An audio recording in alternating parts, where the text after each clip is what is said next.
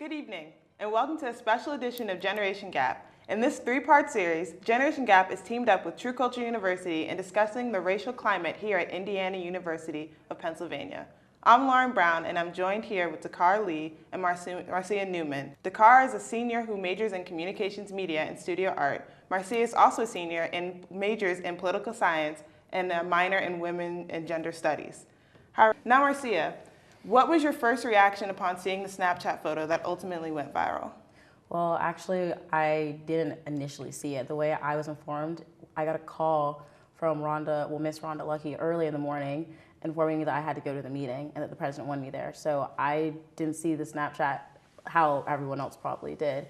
And when I found out, I was in shock because it was finals week. So I'm thinking stress, gotta go to my final, and I had to miss my final for that and everything. And it was really just sad that someone would do that and that they would do that to a bunch of students, especially when I found out later that those students were standing around talking about their education and whatnot, and then someone would say that about them, a fellow student who I could probably know or hang out with. It was just disappointing. I think I saw the typical way. I had friends text me immediately, like go on Facebook, look at this thing, or they sent me it. And I wasn't surprised or shocked, which I guess says a lot right there, that I was like, oh, of course this happens, or this thing would happen. So does an incident like this highlight a subtle but prevalent problem within IUP, or was it simply just an isolated incident? Well, I don't think you can ever necessarily look at one problem and say that that's an example of the entire university, but you do hear this theme a lot from students who are minorities. So there might be a small problem, but I wouldn't say it's as large as some people try to make it out to be, because one of the things I thought was the best outcome from it was that even the students who weren't minorities were rallying behind students who were saying that this is a problem and this isn't okay. So it goes to show that one bad apple can spoil a whole barrel, you know? But the fact that one bad apple is there is still a problem. And even if it's not necessarily a huge problem, I'm not saying that's not a huge issue, but even if it's not every student, the fact that it's one student or two students or a couple is an issue, because they can have leadership roles, they have a say, and they're part of IUP, and that's not what IUP represents to me. Yeah. And I would agree for the most part. I would say that it definitely is like a problem. It does represent like something, a misstep. One point to like the reaction that I know a lot of people had, that like, oh, of course this happened. That says a lot to, I guess, the minority student body, the mentality that we all have, that this is a norm. But it did give way to, I guess, positive thinking, considering someone outed her. Someone that was one of her friends apparently was like, this isn't cool, you shouldn't do this, outed her. And I was like, good, at least positive steps are being made. But I do feel like you still have those people that will agree, like, oh, it's just a joke, oh, it's funny, da-da-da-da. And I don't... It's not funny. If that's a joke to someone, they need to go to humor class. Like. Yeah. Some have commended President Driscoll on his response to the incident. How do you think Driscoll handled the situation? I thought he handled it very averagely. He said what he said just to like calm the waters down so nothing would escalate. I kind of wanted something more. I wanted like a bigger reaction. I wanted something heartfelt. But I can't get mad at him for not doing that. You know? Yeah. I thought it was handled okay, you know? But at the same time, it's kind of like, how do you handle a situation like that? Like, she has the right to say what she wants to. She has the right to speak her mind. It did, you know, potentially cause malice, maybe to some people. It can be seen as a hate crime. I mentioned that because I was at the meeting.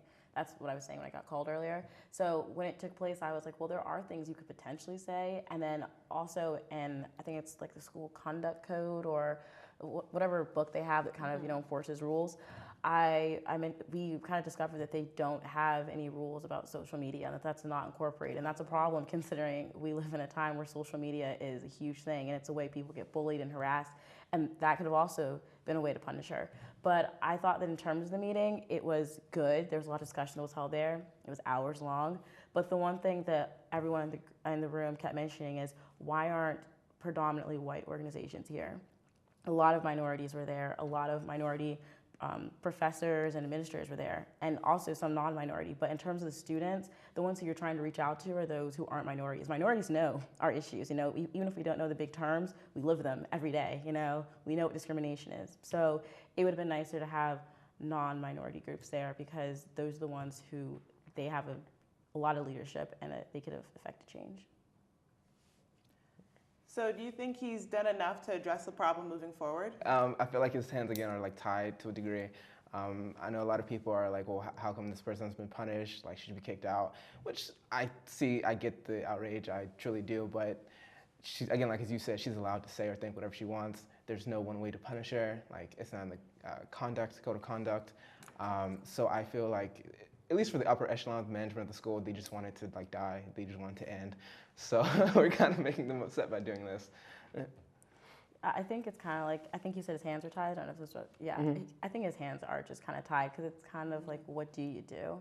You know, if you kick her out, her immediate response is going to be, I can say that I have the right to do that. And she could even say, I wasn't trying to be offensive, you know? So you can pull the, I'm not a racist card, or I'm not, you know, I don't believe in hate crime. So it's just really complicated. And I think also, it's not even necessarily what can President Driscoll do. You have to remember it's a culture. So it's got to do with what, you know, administration does, what, you know, the students do, what the student body does. It's not about this one person, you know. It's kind of like the joke, like, oh, it's Obama's fault. When something goes wrong, everyone's like, oh, it's Obama's fault. It's President Obama. No, it's not. It's a whole system. So looking for, you know, to, you know, yell at the leader, it's not always just that one person. They can't change the entire school. So it's got to be more than just that. Yeah, I agree. Well, as I guess you started to talk about that when you said there were no like white organization leadership there, because that is a culture. Because ultimately, as they have shown by not being there and not attending the meetings, for the large part, I guess they just don't care, and we can't make them care about something that they view doesn't involve them. They view doesn't involve them. Well, they weren't there because they didn't get invited. That's you didn't get invited? Oh, yeah, I'm sorry, that was my point. It's not that's what I was trying to get at. I got the call in the morning, and they said, we need you to be there. They didn't get a call. So one of the issues with the meeting was, why would you have a meeting about this and only bring minorities here? We know, you know? Well, we got that. Then what that is quelling the black rage. If it's only black students or minority students in general, then wouldn't that be the case? I mean, I don't know. Maybe it was the idea. People brought that up, and the way he commented was, I want to talk to you all first because it's affecting you all, you know? And I understand that idea, but then in the future, you should have stuff where students who maybe aren't directly affected by it can have some input. Yeah, I agree. At the time of this incident, a number of other colleges' campuses were facing their own acts of racism, whether it was at the University of Missouri or at Lewis and Clark College, where a black man was attacked while being called racial slurs. This seems to be a reoccurring problem in our universities. I feel like, again, like that's just like the culture, especially where, say, our school is in the University of Missouri, located in Missouri. Because I remember when I first came out here, what my parents and family members told me was like, do not leave the campus, do not go too far away, because like the KKK used to be like huge out here. And that doesn't die, that doesn't just go away. You know, that's present, that's hate that is taught through our generations. Even though we don't see it, even though we like live in our social bubble, it's still there, as is evident in those other colleges too. And so it's not necessarily the placement of the college, but what is taught around the college that is like the problem. Yeah, I completely agree with that. I remember my freshman year, even this year, I'll go to places like Walmart and Aldi's, and you get some weird looks. You know, like, I don't think I look that weird. So I mean, definitely, it's a culture. Like, it's kind of what I was saying earlier about the whole, it's not just the president. You have to go to the whole university. It's a culture in the entire nation. It's the idea that, you know, it's easier just to be with myself than to have to learn about other people. And I even experienced this a lot because of my minor in women and gender studies. Will try to explain certain things to people who aren't in the minor, and it's like you're speaking a completely different language, and you're just sitting there thinking, but you know, we all are given some sort of identity in terms of gender, and they just don't get it. And it's the same thing. If you can be living in something your whole life and not even realize it's happening to you. Yeah, I mean, my brother just started school here, and I'd be lying if I said I wasn't worried about him. Like a black man, like he's tall and he's like buff now, and I was a little worried about him coming here because I'm like, I don't know what's gonna happen. Like, is somebody gonna say something to him? Is something gonna happen to him? So I was honestly like worried about that. So yeah. We're gonna take a quick commercial break. Stay tuned. What's up, Indiana? You're listening to WIUP FM 90.1.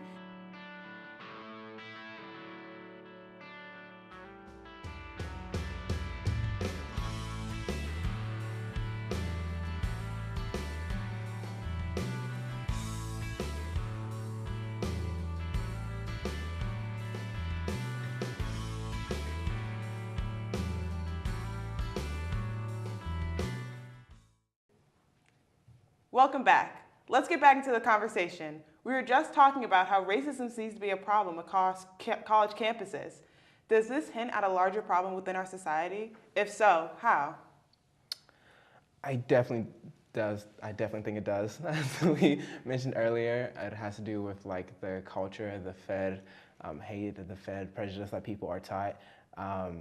Because it's not like, oh, in college campuses, people are being like racist or prejudiced through no, this happened at their home environment. This happened where they grew up. This is things that are reinforced around the people that they surround themselves with, to a degree, even.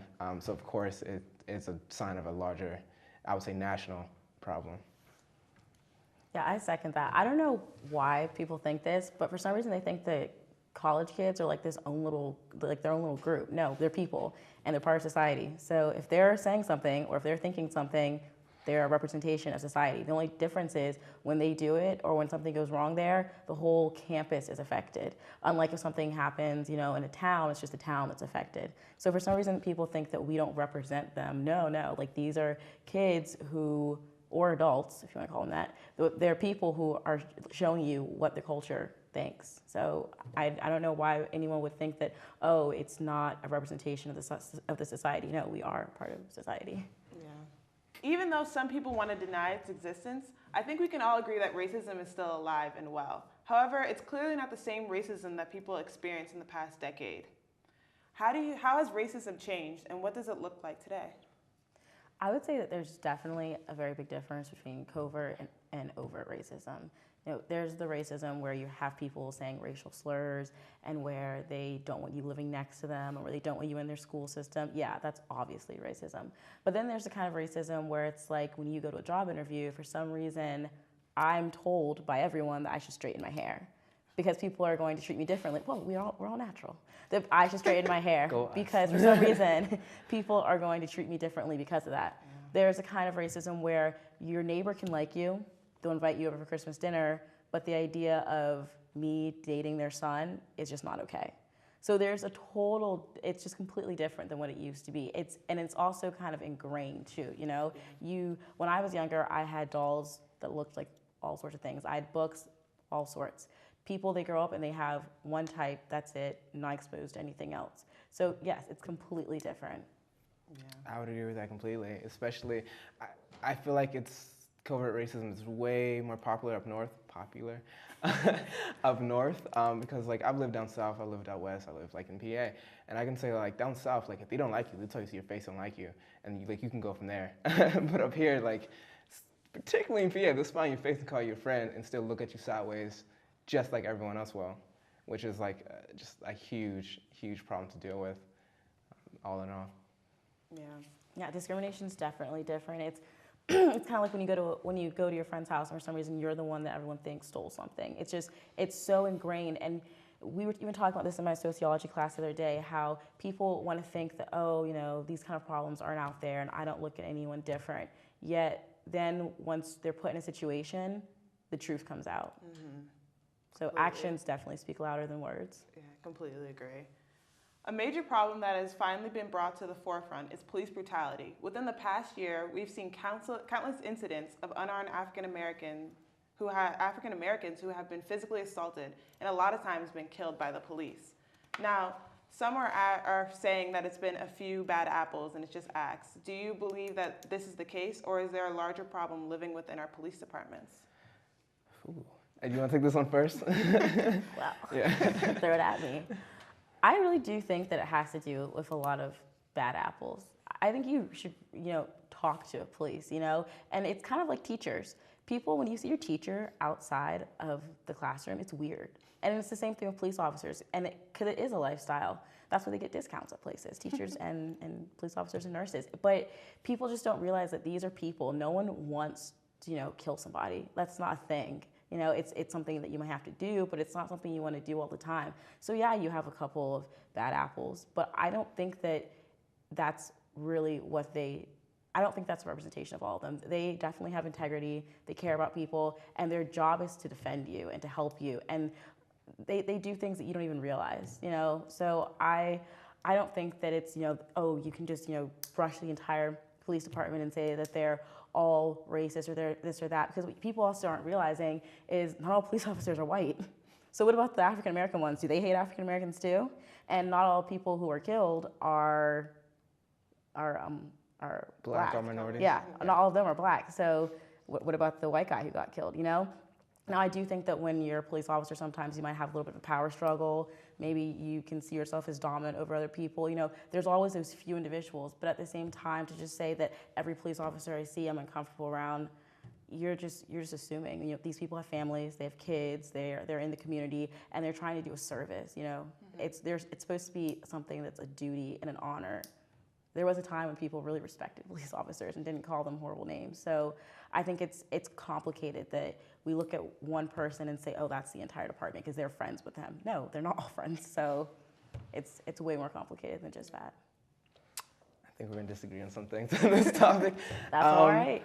I feel like it's the system. I do believe that there is attention on the bad apples as there should be, because as you said, they do have a duty. The duty is, technically since like 2005, the Supreme Court ruled that their duty is not to protect and serve, but to uphold the law, which is a huge difference between the two in principle. For the mere fact that they're supposed to be better people, they're supposed to uphold the law, they're supposed to do all these things, but systematically, it's been shown time and time again that they're not. And time again, they're not being held to the standard that we're supposed to give them until these police officers are charged for like the murder of Mayor Rice and others fairly and not given special treatments outside of the law, there will continue to be a problem. And as you said one time, and I agree with you, I don't believe all police officers are racist. I don't believe they're all crooks, but I do believe that they're housed in a system that enables racism and that enables that dominant power structure. Pardon me. You also mentioned it that it's like teachers. Teachers will get fired over anything. Teachers have got fired for having a red Solo cup in their pictures. Yet you can break a veteran's leg, which has happened. There's multiple recordings of like violence against veterans, against all people, and they may get reprimanded. They may get a paid vacation, and even if they do get fired, they can move down to the next county and get a job because there's no such thing as a blacklist. More training needs to be required for police officers. There's a lot that I could literally spend days talking to. And again, my main point is until there is appropriate, until they're held up to the standards of everyone else as not getting extra rights, not getting let off for what is clearly what we call murder, then the problem will still persist. Now, there's a movement out there that's taken up fight against police brutality, Black Lives Matter. However, this movement has drawn much criticism and has even been portrayed as anti-white or anti-police. How is it possible for this positive movement to be spun into what some are calling a racist group? It's all media framing to a large portion of it. And I guess a small part of it is, almost an equal part of it, is the fault of the group itself. They're very in your face, as they have to be, because this isn't like a laughing or subtle matter. So I'm in no way going to fault them for that, but that scares certain people.